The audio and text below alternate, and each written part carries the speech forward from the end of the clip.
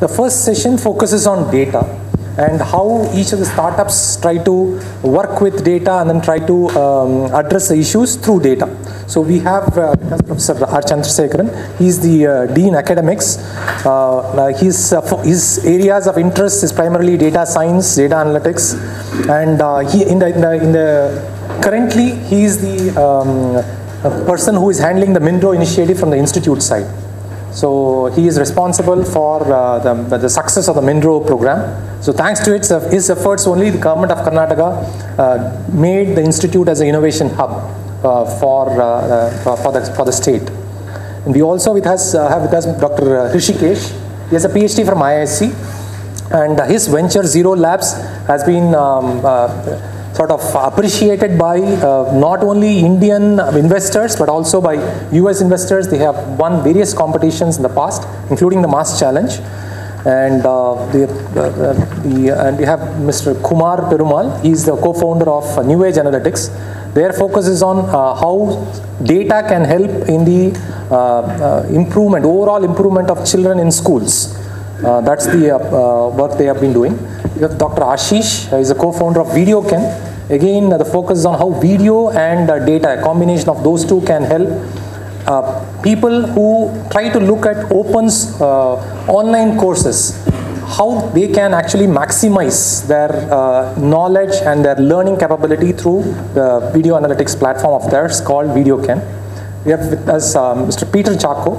His firm Neridio focuses on what they see. We all store our data on the cloud. How do we make sure this data that is on the cloud is actually, it's more like an NFS. In the olden days, we have something called as a network file system server. It doesn't matter where the file is located. When you type it, the directory, you will get access to that file. So similarly, Neridio focuses on how do we get the data wherever, which cloud, doesn't matter. Wherever the data is stored, you will get instant access to the data on your machine, on your site, on your client.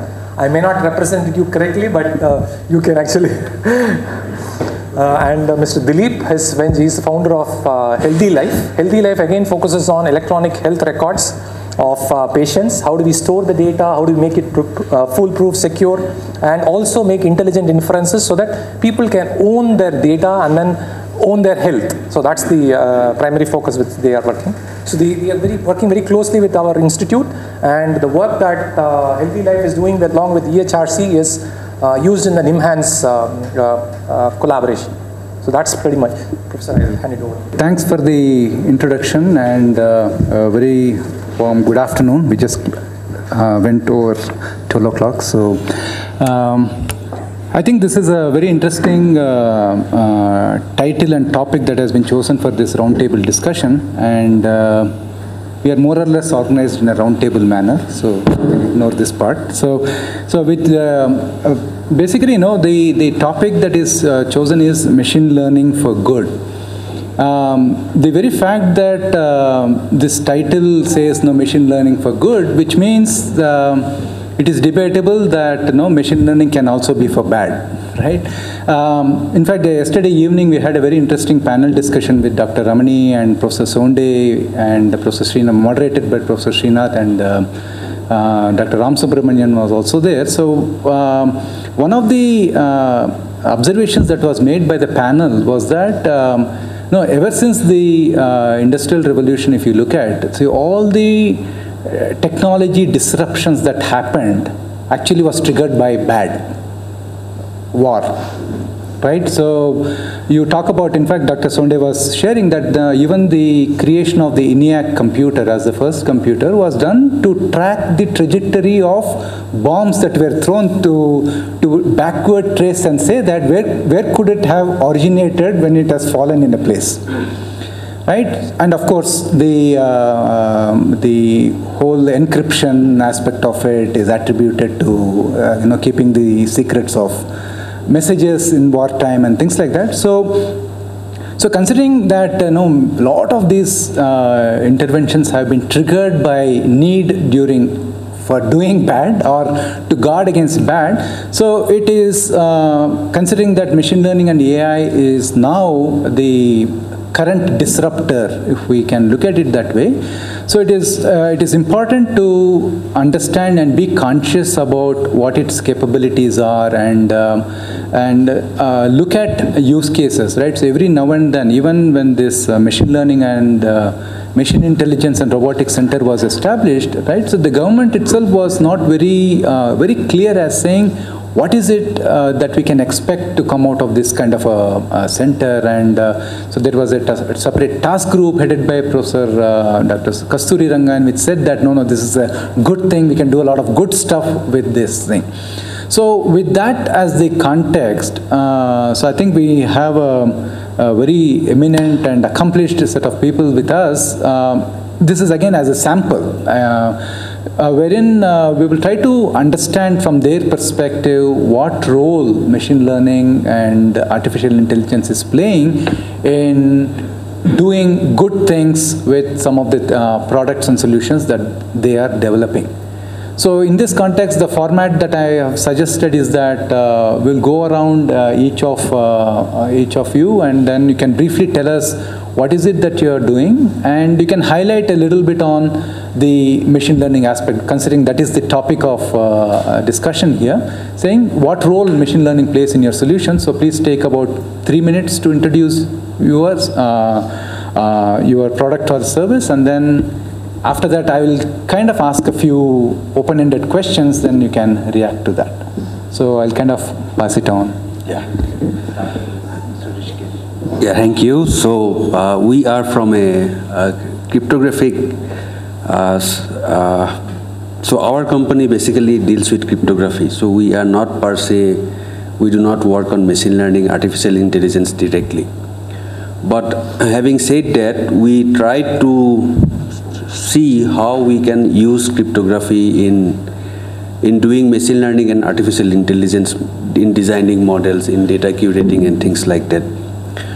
What we work on is something known as fully homomorphic encryption. So fully homomorphic encryption allows you to compute on top of encrypted text, which essentially means that you do not have to decrypt data in order to process the text.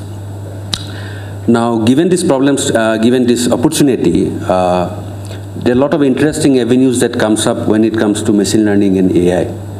For example, if you see the attack vectors that have evolved over a period of time, so some of the most recent attack vectors are on deep learning nets, on artificial neural networks, or even on multivariate regression analysis. So what is really happening today is that when you do machine learning, people do machine learning on top of plain text data. That is, you take a matrix, you send it across the matrix to some neural network, it processes it all in plain text, your weights are in plain text, and the output also is obtained in plain text. So at Ziroh Labs, we tried developing models, or we tried the plain vanilla textbook models of several different machine learning algorithms in such a way that you no longer have to work on top of plain text data. That is, you can design a model using encrypted data, you can infer a model using encrypted data. The model itself, for example, the neural network remains completely in an encrypted form. And this is what we do and currently focusing, and we feel that going ahead, given the attack vectors and given the privacy of data, considering the fact that privacy is and would soon become the fourth pillar in the internet, this model could be an interesting way going forward. Thank you. So I think that's an interesting perspective from a utilization of some technology for doing better ML AI. I think that's the way it is. Thank you. My name is Kumar, and I'm part of a startup called New Age Analytics. We have a product called Defied, which is in the education sector. So like any other startup who are starting new, in 2015, sort of the idea was conceptualized. Our motto is how to enable successful outcomes for the students. So that was the thought process with which we started it.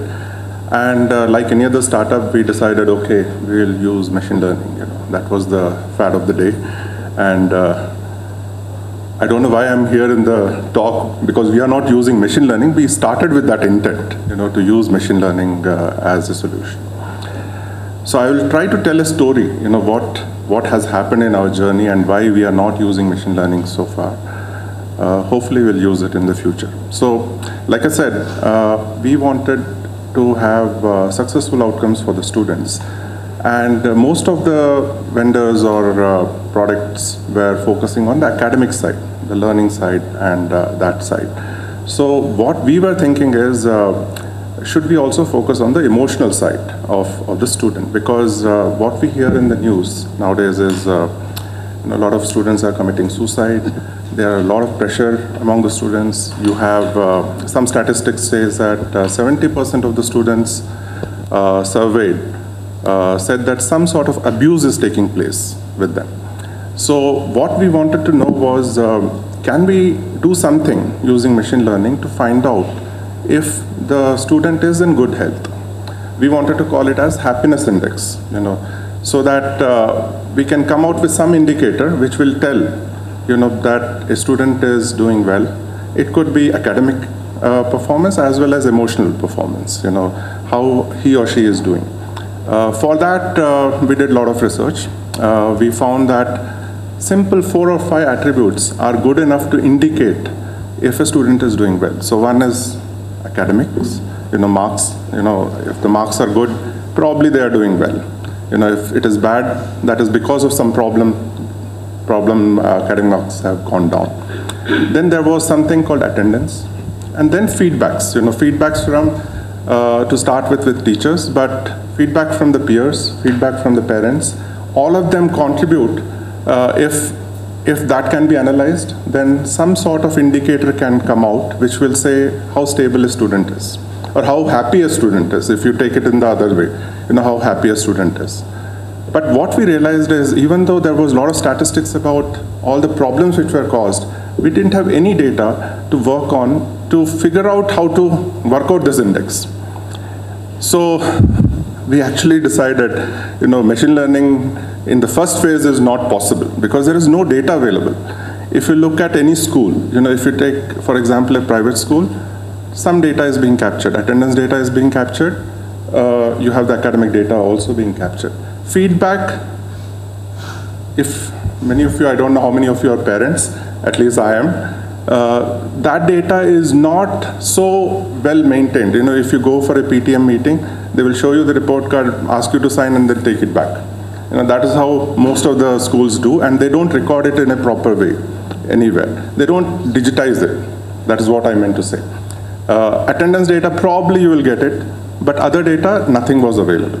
So we wanted to see if we can create a system which will at least record this information. So that is what we are trying to do now. But there also we are now facing challenges.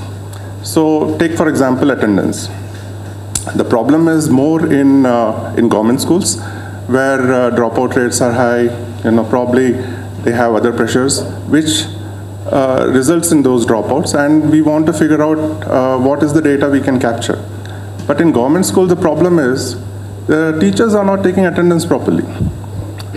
They are just doing proxy attendance many times, or they are just doing attendance so that to the government or whoever is the person who is education officer who is supposed to supervise, they show full data to them. So the data was not accurate. And for the private schools, they had data, but they didn't want to share. So what we try to create now in the system is, how do we do gamification so that people start using the system in a much more accurate way, so that they start entering data because they are motivated to enter the data. Now that is the first step. So yesterday also I was hearing about a lot of presentations. Machine learning, everybody wants to do things in machine learning, but where is the data? Do you have good data? And that is the biggest problem which we are facing. And in what is the learning for us is, if you ask anybody to record data which indirectly will impact them, they don't want to record the data. So if you see successes which are happening in machine learning, those are data where probably the human side is not impacted. Like say autonomous car. Everybody wants to do that because there is no impact. to the human side. There is nobody is to blame. Let the car drive. But if you ask somebody to do this, which we are trying to do, somebody is going to get caught. Either a parent is going to get caught, or the teacher is going to get caught, or somebody else. And these are the people who are actually going to input the data, and they don't want to get into problem. The only places where people input data and they want to use machine learning is probably in medical field, where they are ready to pay because they want to first get assured that nothing is wrong with them. For that purpose, they will give the data. Or in corporate world, where they are ready to give because somebody else is paying, they are not paying for it. So this is the state in which we are. So we want to do machine learning. So I will end. For us, machine learning for good is deferred at this point. So we'll do sometime later. Thank you. Yeah, please. Yeah, mic is working. So my name is Ashish. I am co-founder at a company called VideoKen. Ken is an English word meaning knowledge, so video plus knowledge.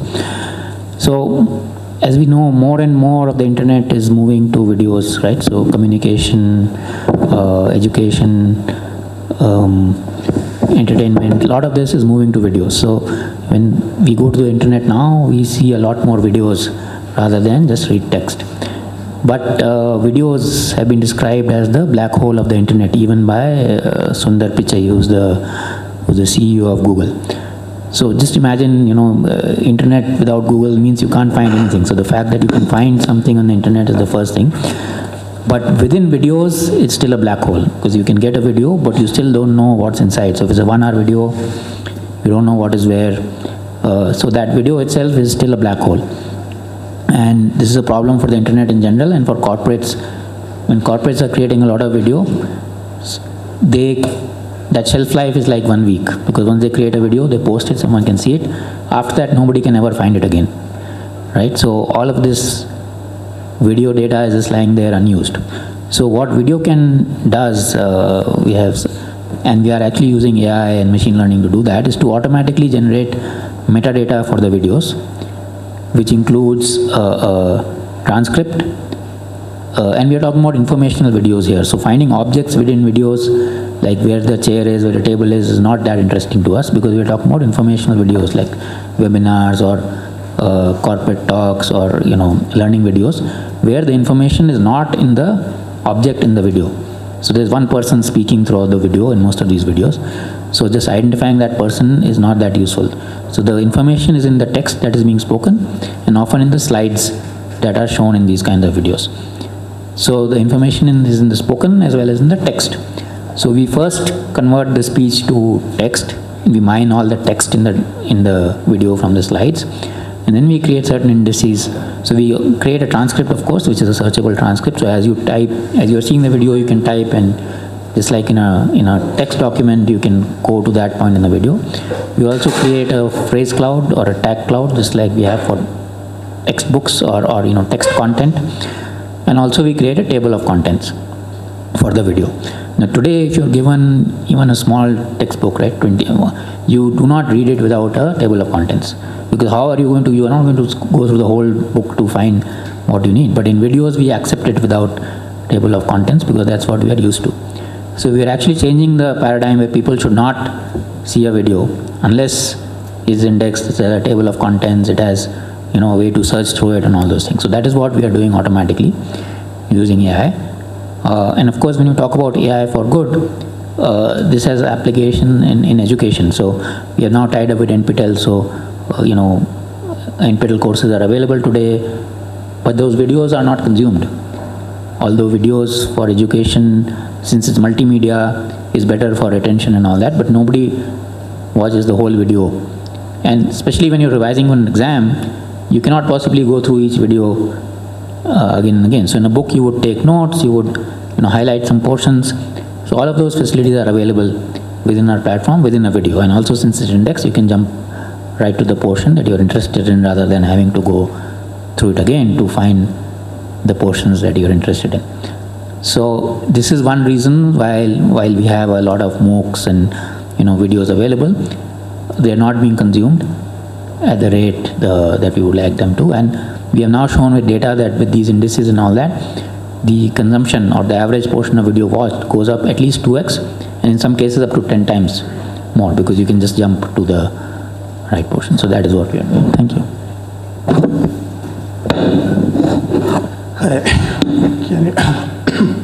So I'm Mr. Neridio system. So like everybody else, we also use machine learning.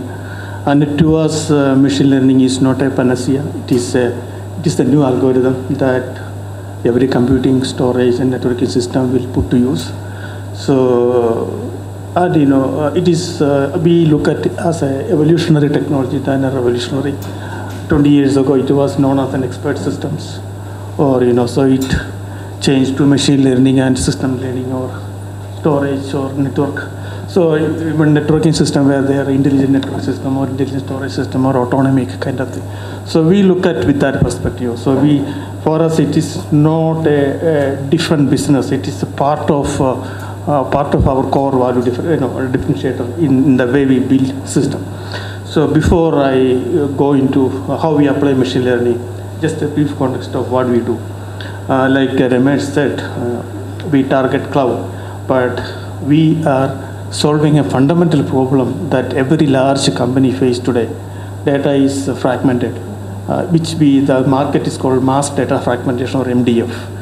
On top of that, more than 90% of this data is code that is not used in the last 6 months or 1 year. And some of this data can be sensitive, some of this data can be critical, and some of this data is not very valuable. So we look at this problem on a life cycle perspective. So we have created a data platform that has an overarching file system interface that stitches together all these data silos, wherever it is. It can be a remote office, it can be a branch office, it can be in any cloud. So it is which we call extended enterprise. So an enterprise will have multiple file servers, multiple cloud services, multiple SaaS services, multiple IaaS kind of thing. So we make all data available at a single virtual drive that is accessible by a CIO or CISO. So that is the access capability we provide. On the back end, we decentralize the storage. So we migrate, cold data, we back up or copy the new data. So we bring together and put in a decentralized data foundation, which we have a granted US patent. So we pioneered the concept of RAID across cloud, that is storing data redundantly across multi-geo. So these are basically there are key 3 properties that differentiate our system. One is cognitive data protection. So the cognitive is powered by ML, and then the decentralized storage foundation, then the cybersecurity built in. And we basically, as I said, we unify silos, we unify data services, and then basically we provide a holistic data protection deeply integrated with machine learning and security. So this is our solution. So now how we apply machine learning? Say, every operating system had a concept of LRU based memory management, right? If you had operating system, memory page cleaning or eviction is done by least recent used algorithm, LRU. That is a very long machine learning. So similarly, we extend many source data. Say our data is not consumer data or clickstream kind of data. Our data is how file system process. Say which source IP is generating too much data to the cloud, too much data to the headquarters, or which user is accessing most of the data, or how a user accesses the data, what time he accesses, what kind of files he accesses, what kind of departments he's going. So basically it's the storage, one of the data is storage access parameters. Then other data is basically system activity. So how many processes are running in the Linux system? What is the memory free? What is the compute being spent? So it is system activity. Then another activity is basically the network activity. So how much data is going exfiltrated or basically moved across cloud. So variety of storage access parameter, network IO parameters, or system activity parameters are our data. And we collect this data, we generate this data, and we send to our cyber automation center. And then we process. And then basically we decide, okay, now this particular user has not logged into the system last 3 months, and now he's logging in at 12 o'clock and moving the data out of the system to the cloud or to his system. So then basically even we have the ability to shut down the system. So basically that is we call real-time data protection. So all this powered by machine learning. So machine learning is our core differentiator, and we believe we are innovating, we are making as a kind of a self-autonomous or self-learning storage and system. And then we other aspects of machine learning is the automation. Through machine learning, we allocate resources. We calibrate the machine usage history, so that we know, okay, this particular use is normal, this particular use is basically a threat, because we not only protect storage, we system the hosting the storage. So variety of things have to work together. So without machine learning, we cannot do any of these things. So because of the unification of data services and that intelligence. So without machine learning, we become like a non-wise person. So with machine learning, we make it wise. So that is how basically we look at machine learning.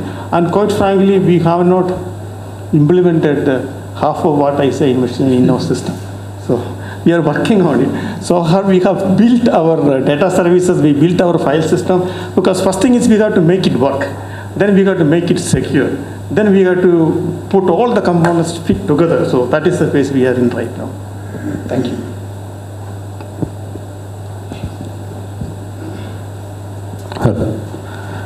I'm Dileep. I represent HealtheLife Systems.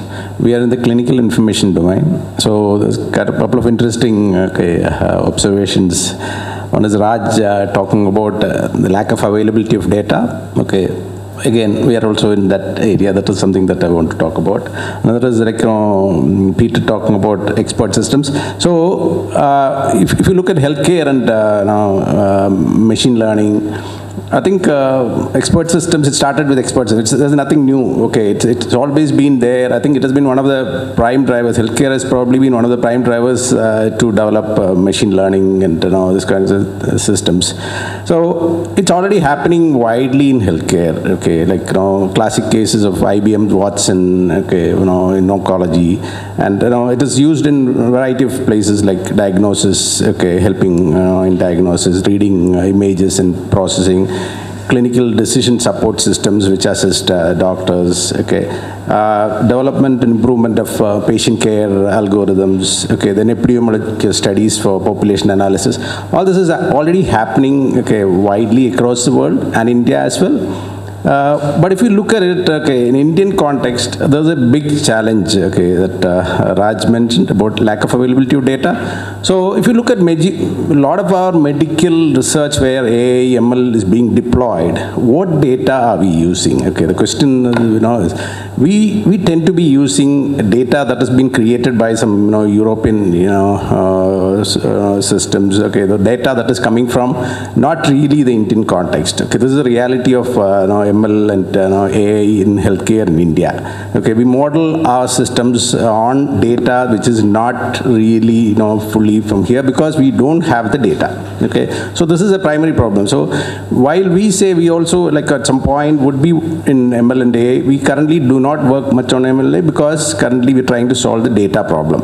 Okay, so in a year, again, we will probably be in that area where we would have created systems to, gather real information which can actually be used to, do ML and AI in the Indian context. Okay, but when we talk about it, there are some, fundamental challenges which, we already started thinking, okay, and now thinking ahead. We don't have answers, but we would like the ML and AI community to actually start thinking about this, okay. One is, like the professor said, okay, can this be for bad? Okay, I strongly believe in healthcare, it can really be used for really bad things. Okay, so how do we actually ensure that this doesn't get used? It's very important, otherwise any implementation of ML or AI is going to be disastrous. For example, let me take a case of Kodak. Okay, this is it's a similar Kodak for many years. used to fine-tune their films, okay, the output of their films based on a European profile, a Caucasian blonde white woman, okay, and all our photos used to be taken with that, okay, with a film which was actually modeled on such a, for such a person to look good. Okay, so see the back. So potentially a lot of us could actually look, much worse than we actually look on that film, because the model, the input to create that the best effect was not the right one. So two major problems I see. One is the bias in the data. So if the data that we use in healthcare ML is biased, we would probably end up creating a set of monsters. Okay, like, so suppose we model our ML systems on a European population and grow. Tomorrow, our technology systems, our health systems will try to actually make all of us into a European. Okay, so that's a very big threat that we need to actually be aware. Okay, so we need to actually ensure that how do we ensure that the data goes in is actually creating creating the intelligence that we need for our systems. Okay, that is one thing. Second is explainability. So now ML systems are being actually projected as a black hole, which actually comes out with impossible logic. Okay, so in healthcare, and especially with if you want to get that acceptability of the results that an ML AI system comes out, explainability of how this is being done. What is the logic that is logical explanation for the decision is extremely important. So I think healthcare, ML AI, people working on this area have to really address and ensure that this is these kind of things are addressed, so that when it really gets kicking and gets a widespread adoption, it will be accepted by everybody in the society, and it is understood to be genuine and neutral. Okay, neutrality is extremely important. So otherwise, we tend to actually drift, into something. We bring in a bias into our decision making unknowingly. Okay, so this is my thoughts. Excellent. Great. I think it's. I think we have a wonderful mix of participants for this discussion, from people who are yet to enter that space versus those who are already entrenched into that space, and somebody who is not even in that space but who wants others to use that. So on that note, I will. I just ask one or two questions to each of the panelists here, and I would appreciate if you can stick to your own solutions, because rather than making a generic things, because I'm curious about quite a few things on the field. How is it being perceived, right? So I will begin with Dr. Hrishikesh, and so I think it was nice that you clearly told that while you don't use in fact, machine learning itself, I wish the session were titled as machine intelligence, because in fact, those who have taken my class, I spent one whole class just doing jargon busting, saying what is ML, what is AI and stuff like that, right? So, whatever that thing is, right? So how do you think whatever you are doing in a much more specific way assist in addressing some of the concerns that are being talked about with respect to adapting machine intelligence solutions? And do you think it is even practical? Because specifically talking about the homomorphic encryption kind of a solution that you're talking about, we are almost, at least two of the panelists here already saying that, I cannot do machine learning if you don't give me data. And here you are saying that, no, I won't show any of the data, and you can still use machine learning. Do you think that's going to be possible? Yeah, so it's possible and it's kicking today. Okay. So we have multiple number of clients, many large organizations, so to speak, from India and US, even in Israel, who are trying to use our fully homomorphic encryption libraries to do such kind of stuff. For example, we have solved a problem like he has. in the sense that we have understood that if a data set is there, we can do many good things. And machine learning, you cannot avoid it because it is solving critical problems on our way. So it will be there, but then the important part is how we can do machine learning or machine intelligence responsibly, not like Facebook, Cambridge Analytica kind of stuff. I mean, to take data responsibly, to compute data responsibly, and how to infer data responsibly. During this process, we started this machine learning part just 7 to 8 months back, when we realized that our encryption libraries can in fact be used to process data in a practical way, because fully homomorphic encryptions also had this bad press till 2018 that it is not practical.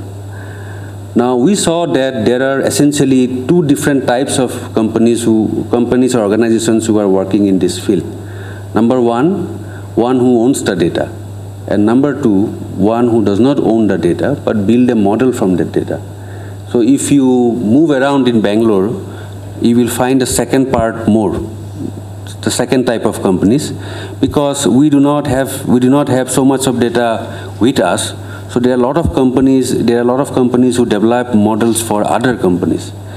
So what we have seen during our interactions in the last 6 months is that nowadays, because of regulations, even if the data is sensitive or not sensitive, these large corporations, they are not at all interested to send data to smaller organizations, smaller startups that intend to build machine learning models. So cryptography plays an interesting part over there, and we have been able to see a lot of use cases where such kind of applications of different cryptographic techniques, not just fully homomorphic. So to say that fully homomorphic is the only guy that can solve the world hunger will be a false statement to make. There are other interesting techniques, for example, SMC, secure multi-party computation. There is another interesting technique called differential privacy. So all these things, when they mix together, we felt that most of these problems can be solved.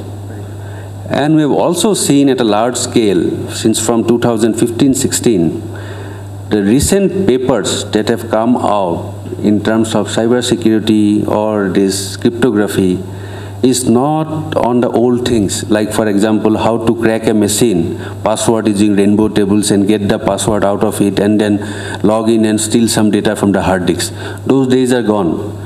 For example, the recent paper in 2017 published by Samsung US R&D is a very interesting paper.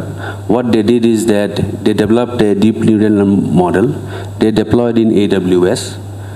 Now, the model was a face recognition guy, so it's a CNN network. So it was recognizing face and then prompting what the user would like to do next. What they did is that on the runtime, they modified the deep learning network in such a way that it was actually mismatching images. Now, it's a small experiment, but it has huge implications.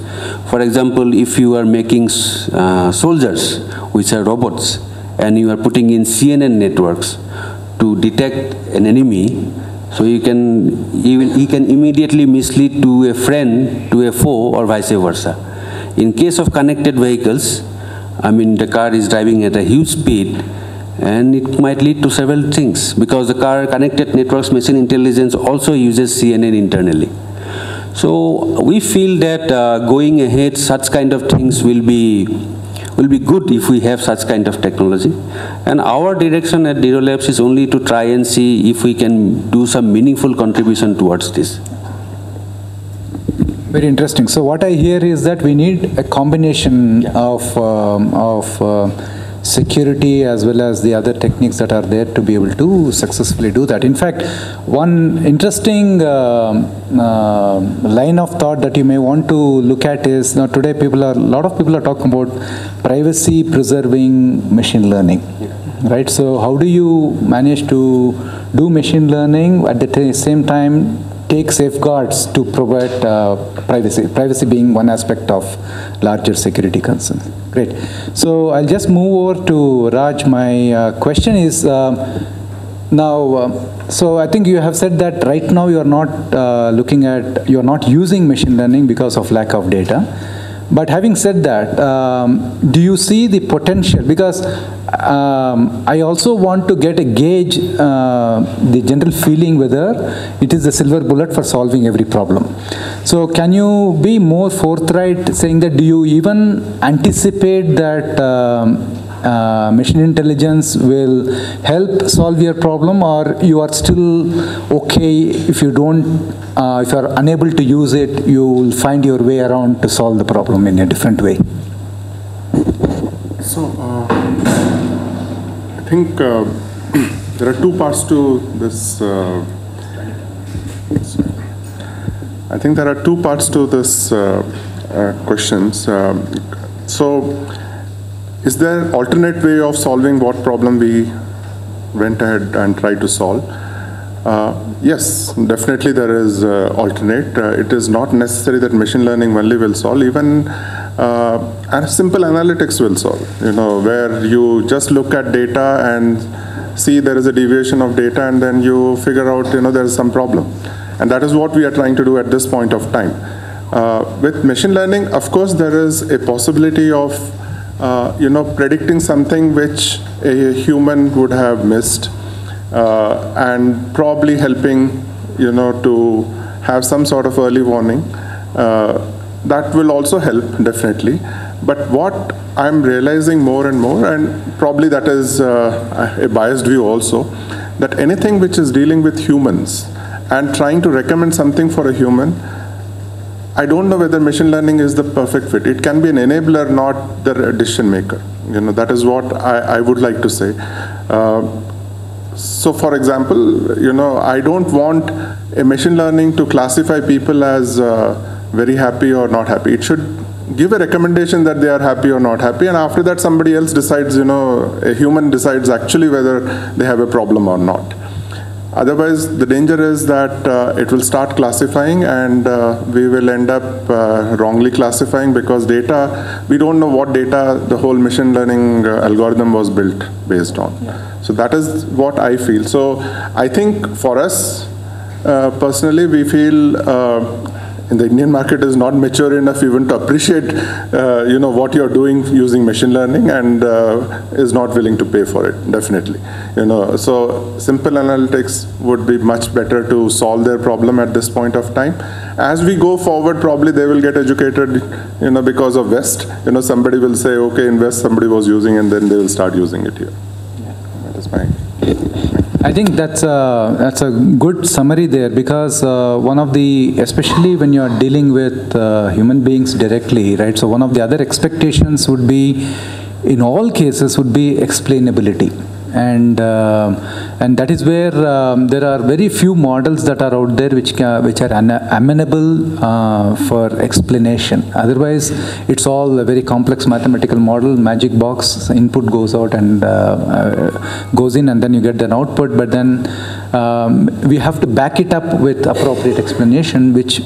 So if I can conclude on your behalf, so we are saying that you have mixed feeling, and then you don't think that is going to solve all of your problems. It can only augment it. That's nice. So question to VideoKen on, I think among everybody in this panel, I think you are the ones who are deeply into utilizing ML and AI, and to me it's almost like you have put all your eggs in one basket. So what is the risk that you are seeing in taking that path? And probably you will be able to argue that there is no other alternative. That's the only way to solve the problem that you're trying to solve.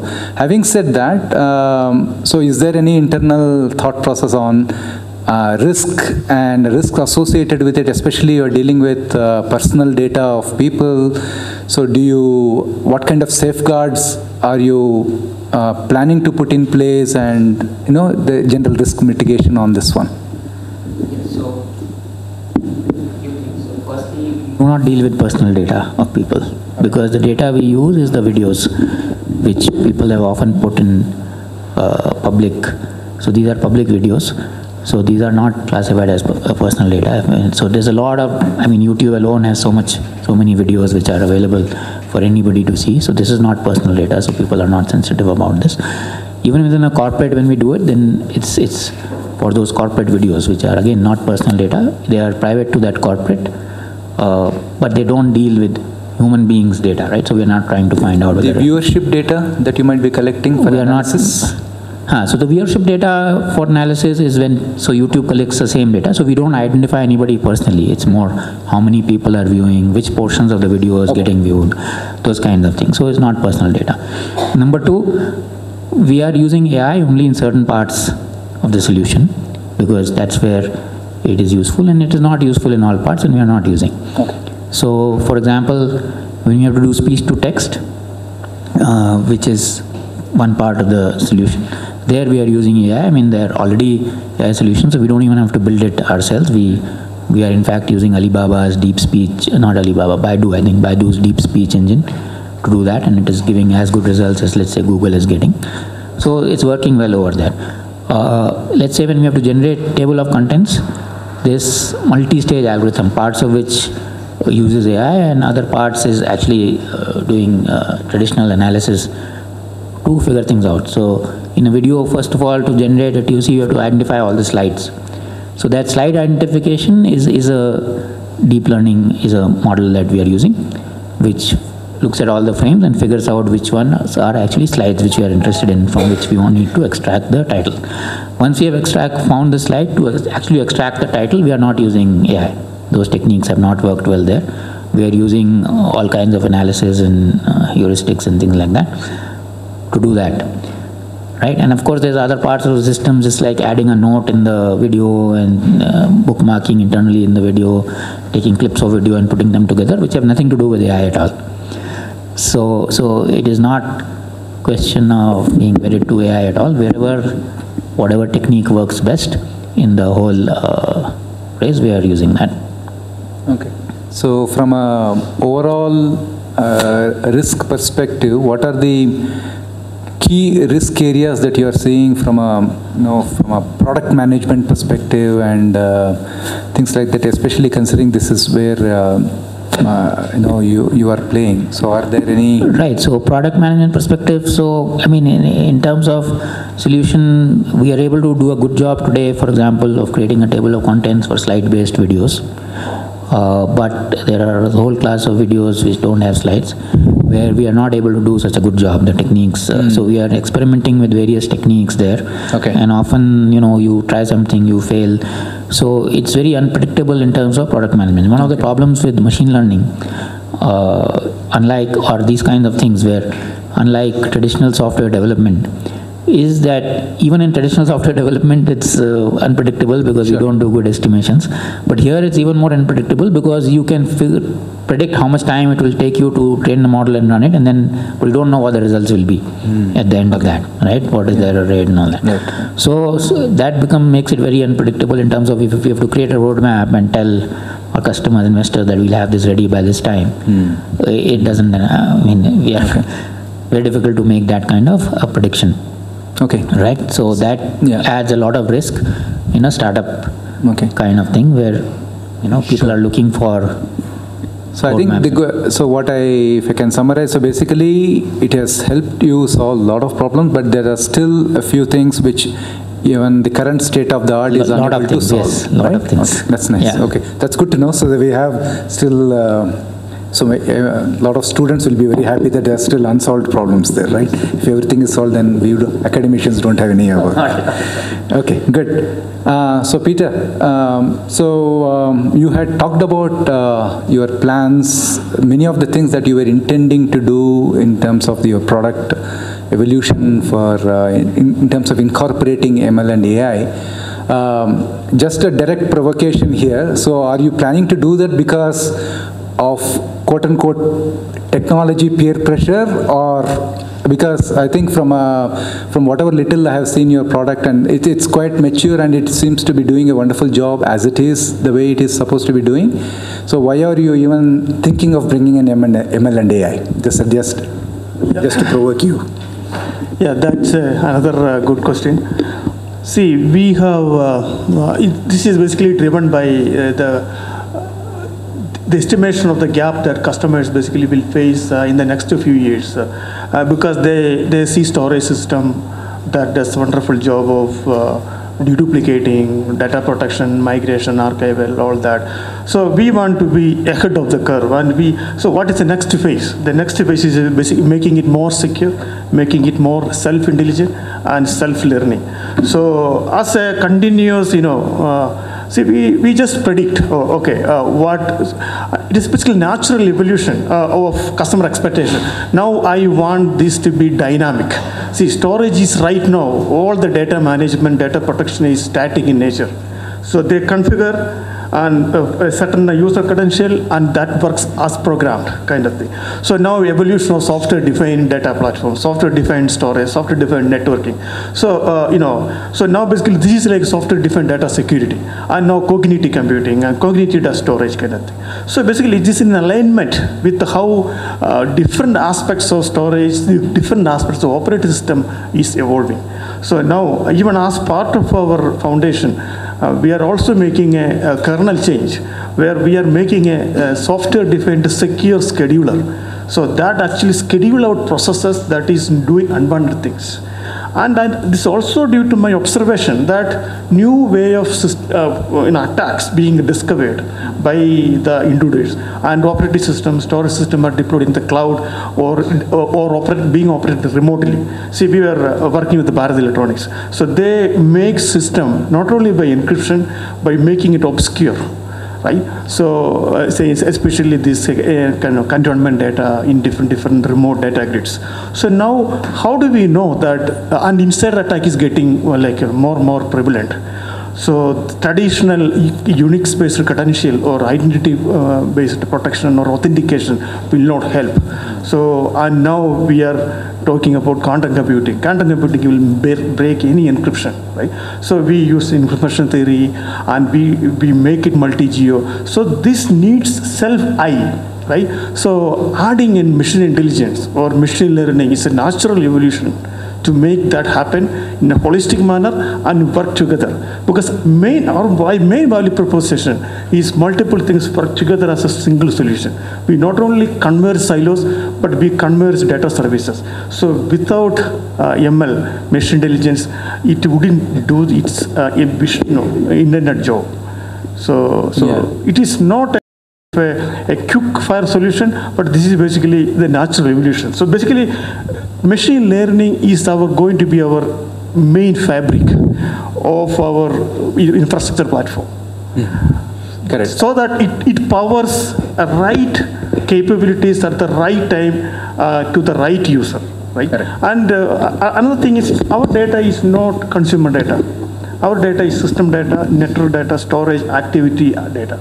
Right? So that actually happening in runtime. It is not static.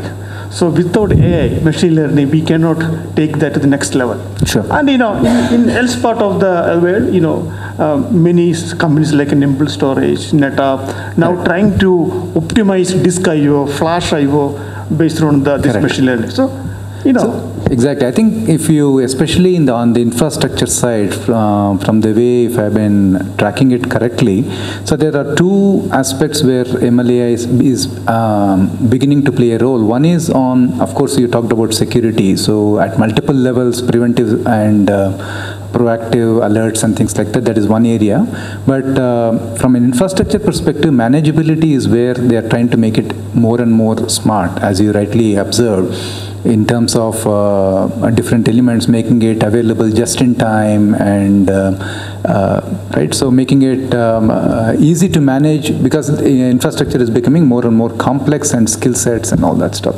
So I think there is a lot of potential. So I think you probably are on the right track on that one. Okay? Good luck with you. Good. So we will. I'll take one last question directed at Dileep.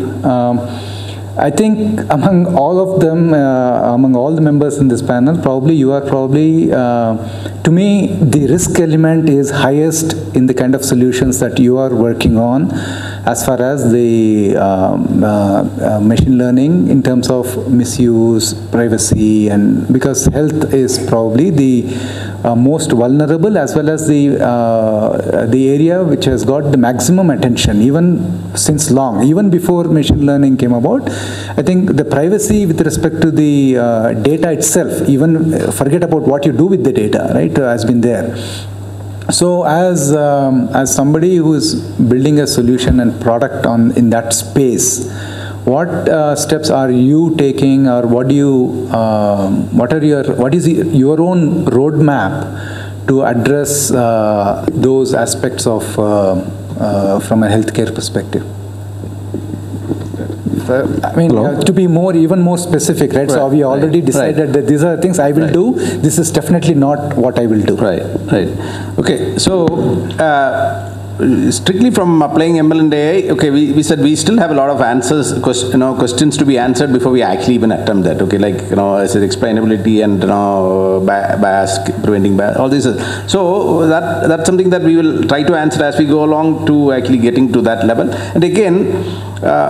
First is to actually, now we are at this point of actually creating that secure model from where the data can be used for those kind of things. So here again, we are luckily and unluckily, okay, in a sector which is highly regulated. That means the decision that we need to make are not always made by us. There are a lot of regulatory frameworks that actually define a lot of rules and regulations that you have to follow.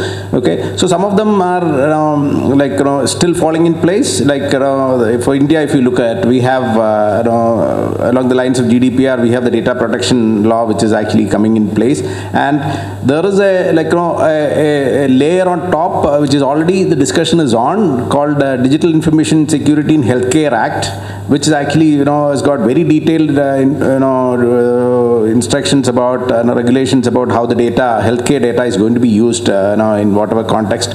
Okay, that said, the Indian EHR standard itself defines a way of using this data, because the whole point of creating electronic health record standard is one is of course the patient or the person has to own the data and be brought to the center of care. But there is also another aspect to this whole standardization and regulation process. That is about improving the healthcare per se, because healthcare classically is what is called an evidence-based science. That means the progress in healthcare purely happens based on evidence of things that have happened.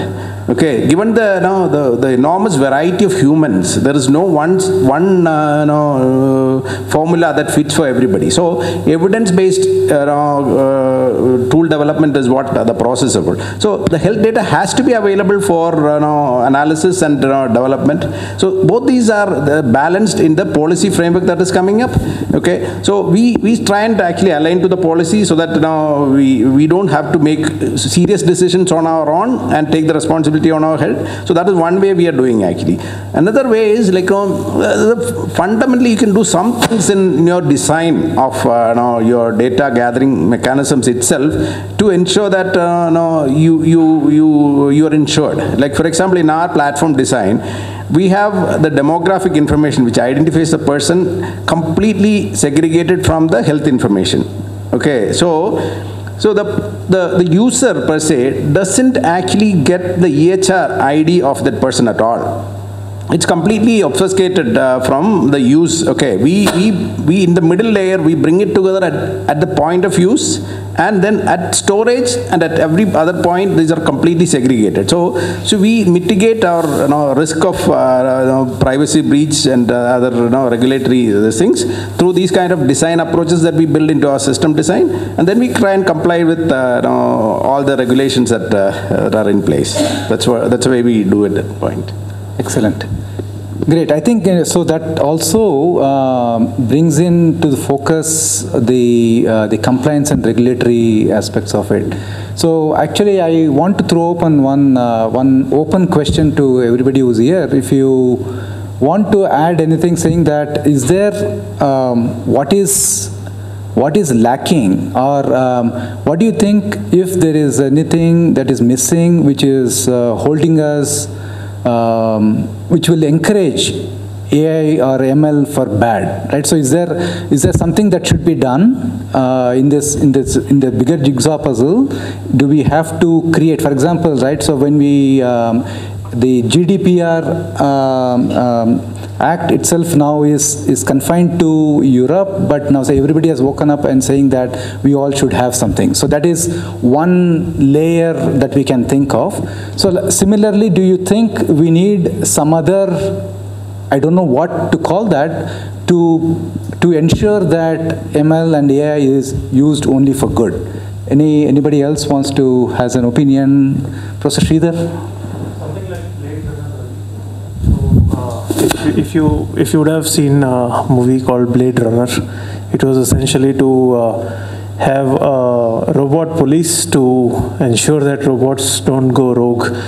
And primarily, when I was hearing through all this, so if you look at Slack as a platform, Slack identifies bots as a user.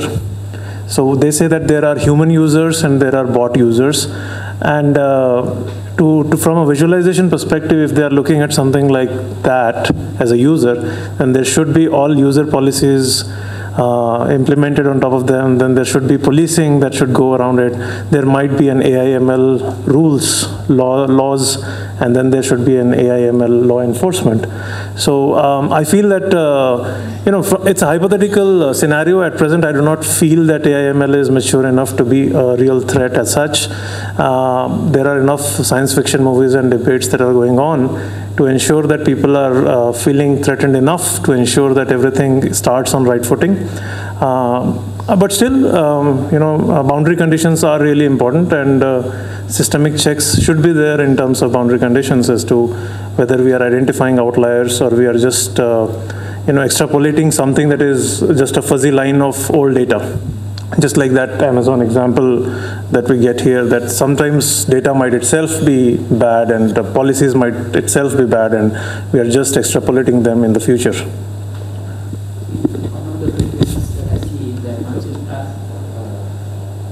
Once you start trusting these systems that are based on deep learning, and it comes up with a decision, right?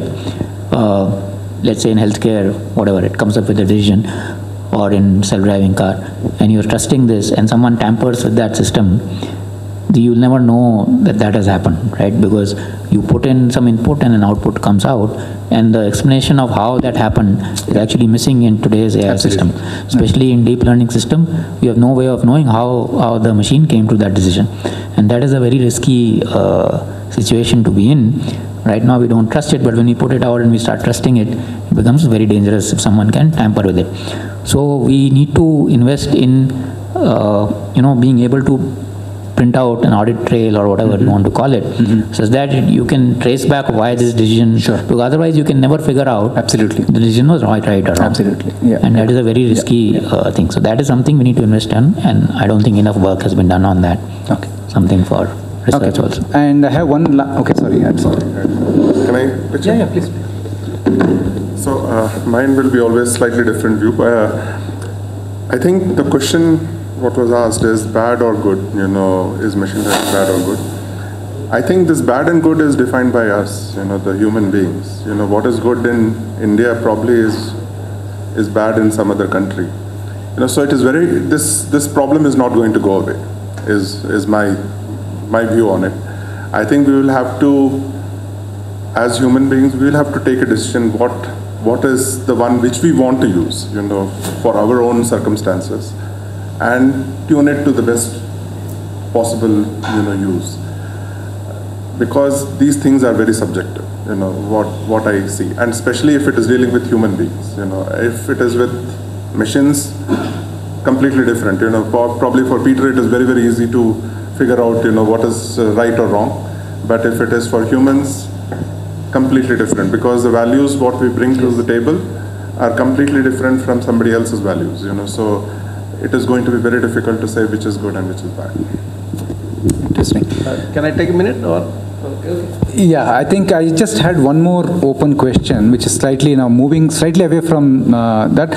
So I think in our collective wisdom, we have, probably all of us have been tracking the different solutions that are being attempted to solve with MLAI and so on. But has anybody come across something, some big problem which is good to solve, and you wish there were an MLAI solution and you think MLAI can solve that problem, right? Which has not been attempted. So do you think, yeah.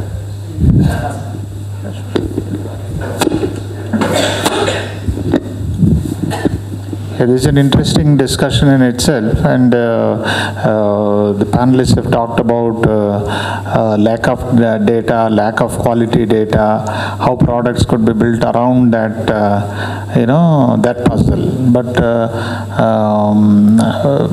I am a journalist, and I come from the availability of large sets of data with, say, social media platforms, and how they are how it could be amenable to build products around that to influence, say, forthcoming elections, or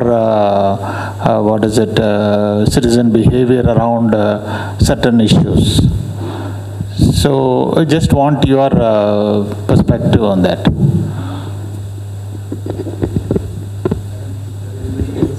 React to that? Yeah, I can. So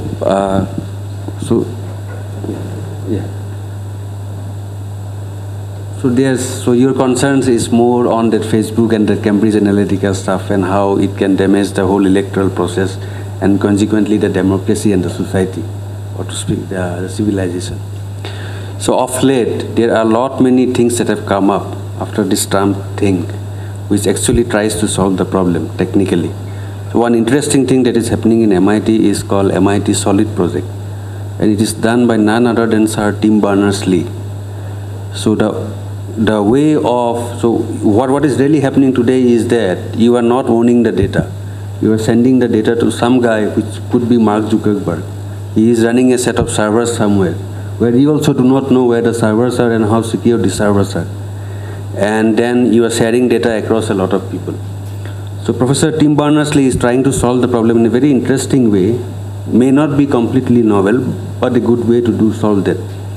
So what he's trying to say is that instead of moving data, your data from your system to someone else's cloud where you do not know, where you do not have any control, let the application move to your device. So that's very interesting that has come up. A company that has come up very recently had got funding from Omidyar Network also. It's called DZ.me. And they are successful in trying to commercialize this particular idea. So actually this whole thing is moving towards that direction. And people more or less have understood that unless you are adequate enough to provide privacy, these common tools of data aggregation and inferring on people's behavior or the behavior of the society is going to play a very bad role using such kind of platforms such as Twitter, Facebook, and these things, even Google. All right, thank you very much. I think we have had a great round of discussion, and it's been a privilege. Can we take it offline, please? I think we are pushing it to lunch. So I think it's a very interesting set of views, and we have had people from different stages of the spectrum of utilization of ML and AI. I think in closing, one of the things when even I was looking at, what is missing for me is, even as he rightly pointed out, how do you even judge whether what is good and what is bad, right? And it can depend.